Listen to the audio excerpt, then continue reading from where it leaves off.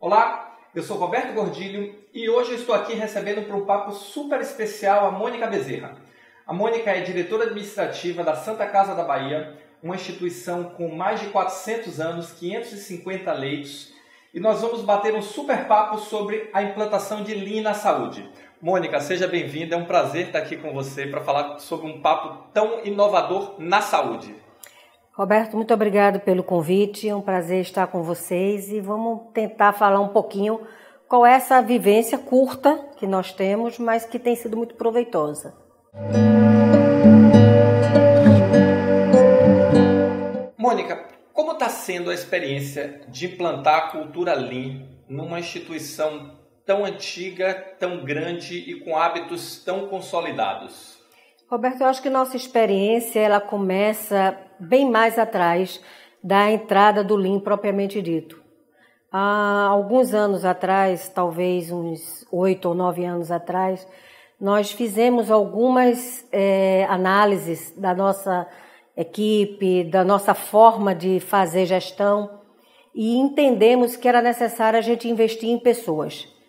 Em modelos de gestão não adiantam se as pessoas não estiverem conectadas com esse modelo.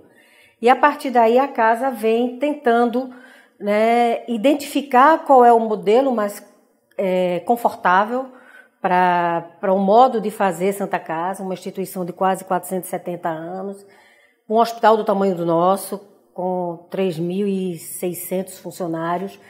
E nesta tentativa, nós começamos a trabalhar, sobretudo, formação das equipes gerenciais, até o que eu diria, até a média gerência. Então, desde curso em loco, com a formatação que o hospital precisava e pensava, mandando o pessoal para fora visitar outras instituições, conhecendo as melhores práticas. Então, a gente foi desenvolvendo uma maturidade, usando uma expressão sua, no processo de gestão.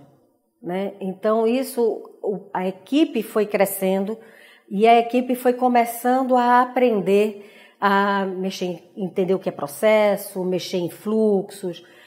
E isso foi nos dando coragem para começar a fazer mergulhos mais profundos.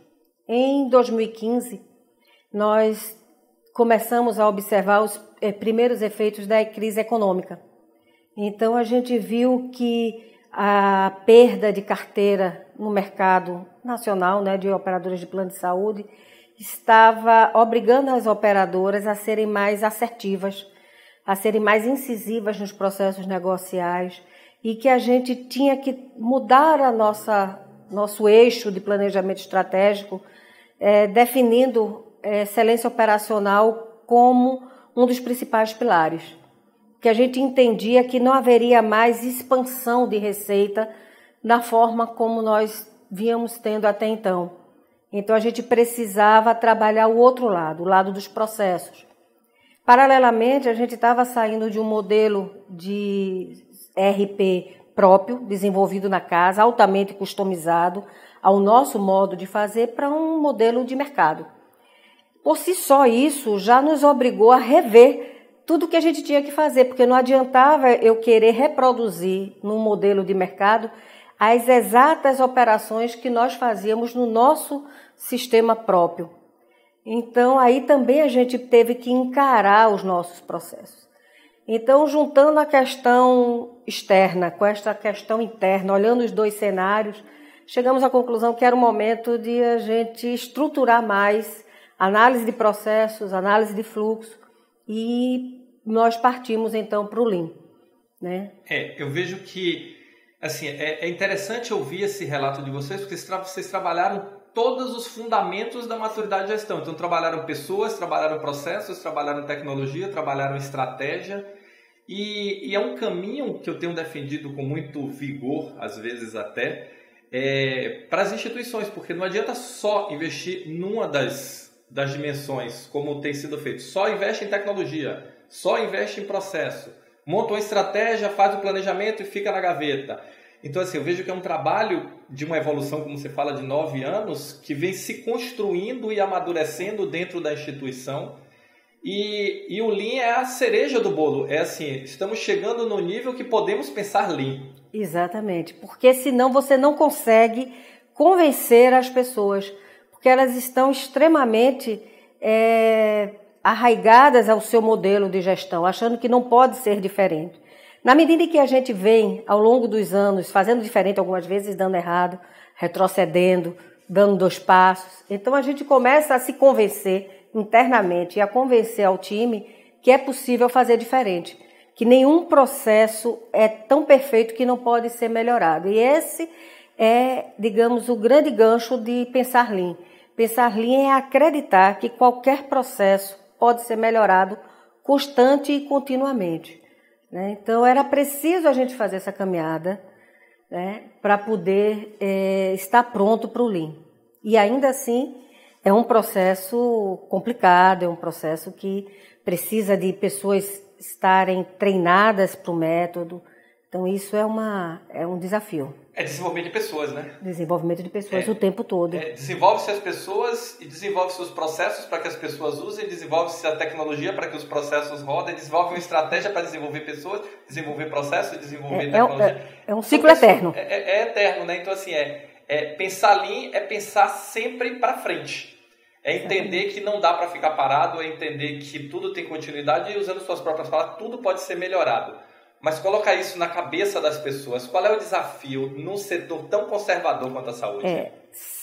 O setor de saúde, ele é praticamente artesanato, né? Porque cada paciente ele é único e cada pessoa que presta assistência é uma. Então, a gente está sempre falando de um para um. Essa é a grande dificuldade. E apoiando essa ideia da dificuldade, você tem a grande massa que atua nos nossos hospitais, ela não é exclusiva da nossa instituição. Então, ela traz certezas de outras instituições pelas quais passaram e pelas quais convivem simultaneamente. Então, você tem o seu modo de fazer convivendo com o modo de fazer que é dito a estes profissionais nas outras instituições, no turno oposto que ela está conosco.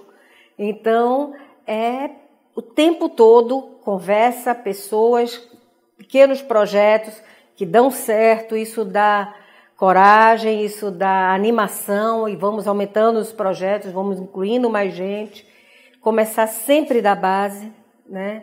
Os treinamentos na nossa instituição de Lean, eles percorrem toda a escala, né, de formação de facilitadores, desde do Yellow Belt, o Green Belt, Black Belt e o Master Black Belt.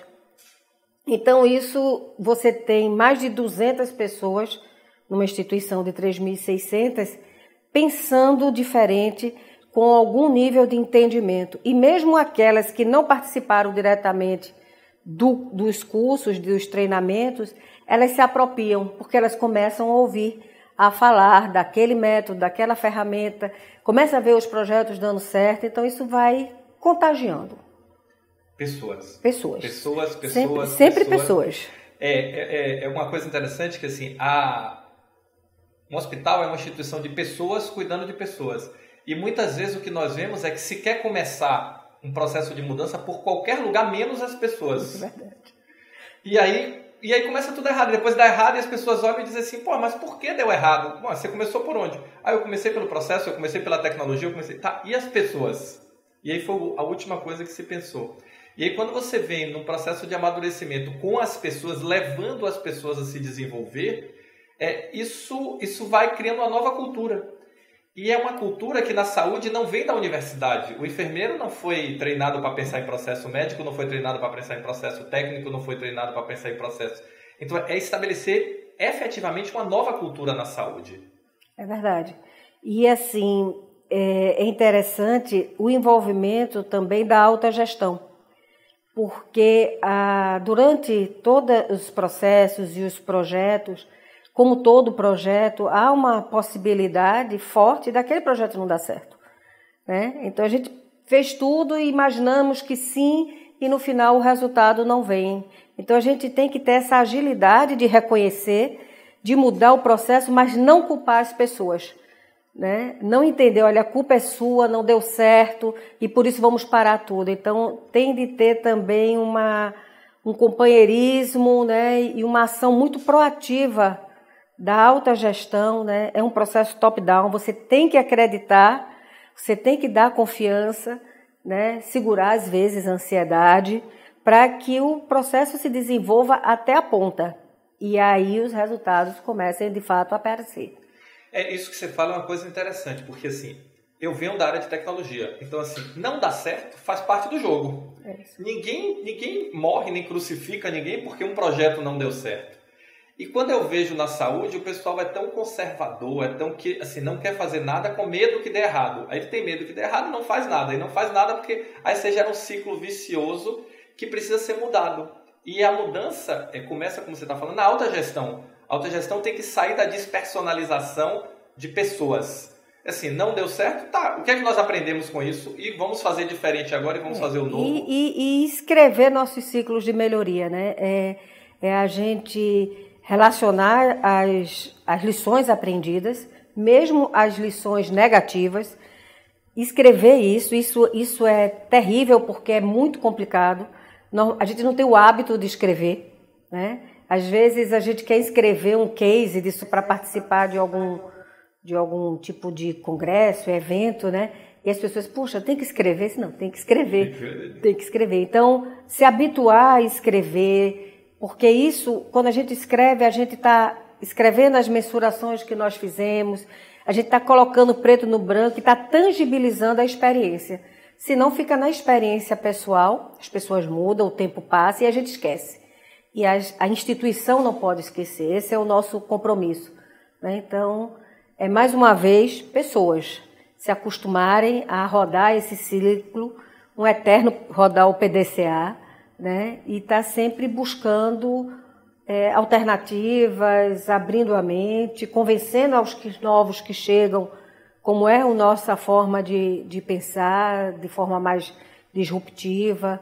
Ouvir o que está acontecendo lá fora é muito importante, trocar, né? É por aí. Inclusive com outras indústrias, né? Com outras indústrias. Porque a saúde fica só na saúde. E aí para o bem e para o mal, fica só ali dentro. Num momento de disrupção como nós estamos passando agora, olhar para fora e aprender com os erros dos outros é importante. Você sabe que cada vez mais a gente vem se preocupando em trazer executivos de outras indústrias, de outros setores para dentro do hospital. Para trazer, a gente acha que não tem nada a aprender com alguém que vem da indústria. Pelo contrário, né? E aí eu não estou me defendendo, porque eu sou engenheira de formação, né? Minha área sempre foi a área industrial, planejamento e projetos, mas é trazer um olhar diferente e uma certa inocência, porque quando você vem de fora, você vem com todo um aprendizado, uma bagagem que você já tem, mas você tem uma inocência de pensar saúde. Então a gente começa a fazer perguntas. Por que não pode ser dessa forma? Por que a gente não pode fazer diferente? Ah, mas isso acontece assim, lá onde eu estava. E como você nunca trabalhou ali, então as pessoas até lhe perdoam. Você, não, como é que é isso? Vamos ver. Então isso cria um vento arejado, né? E termina que vai contagiando todo mundo. Muito bom, muito bom. Pessoal, tivemos aqui um super papo sobre a experiência da Santa Casa da Bahia na implantação da cultura Lean. Foi rápido, mas com a mais absoluta certeza vocês vão ter a oportunidade de conhecer melhor essa experiência no primeiro Congresso Brasileiro de Maturidade e Gestão da Saúde. Nós espero que estejamos juntos no dia 1º/12. A Mônica vai levar essa experiência para compartilhar com vocês, para trocar com vocês. E vai ser uma experiência muito bacana. Mônica, muito obrigado. Muito obrigada por você estar aqui com a gente. Um prazer te receber. Espero que volte mais vezes. Com certeza, pode chamar que eu venho. E até o nosso congresso, acho que vai ser legal. E para finalizarmos, qual a sua expectativa do nosso congresso? Eu acho que é um momento muito interessante, né, de a gente estar discutindo o que é que vem de novo para aí. Porque o que aconteceu de errado, o que é que ficou no passado, as mais experiências, essa a gente já conhece. A gente tem que começar a discutir agora o novo, né? O que é que temos pela frente, quais são as opções. Sem dúvida, há um cardápio interessantíssimo de experiências que podem ser agregadas, que devem ser agregadas, e o mês de dezembro é ótimo, né? Porque é fim de ano, a cabeça está boa, né? Toda aquela energia de ano que está iniciando, então, perfeito. Pessoal, valeu, muito obrigado e nos encontramos no dia 1º do 12 no Congresso.